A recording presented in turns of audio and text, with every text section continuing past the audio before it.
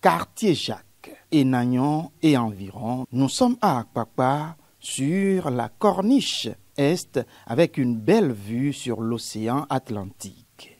Il y a quelques années, plusieurs habitants de ces localités ont vu leurs maisons englouties par des vagues de la mer.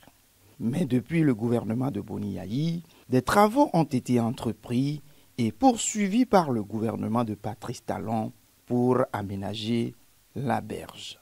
Et ceci pour le grand bonheur des populations. Ils ont œuvré quand même pour que l'épi de Siafato, l'avancée de la mer vers la ville qui va engloutir tout Cotonou, au moins ça s'est ralenti.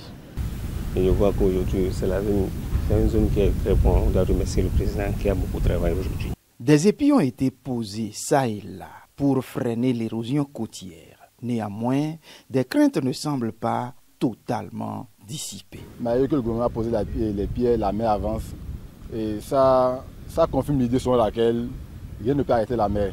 Les parties où les pierres sont posées, il y a effectivement un ralentissement de la progression de la mer. Ce n'est pas encore tout à fait ce qu'on veut, mais au moins on a senti un ralenti de l'avancée. À en croire Benedicta Kodoto Afodé, spécialiste en environnement et développement durable, les populations ont bien raison d'avoir des craintes. Le fait que les épis soient là, c'est de stabiliser et de réduire les pressions des vagues.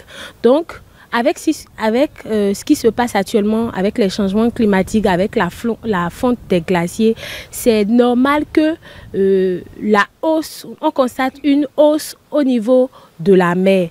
Donc, ces craintes subsistent effectivement. La spécialiste en environnement et développement durable pense à une solution plus globale. À éduquer et sensibiliser les populations sur ce phénomène-là.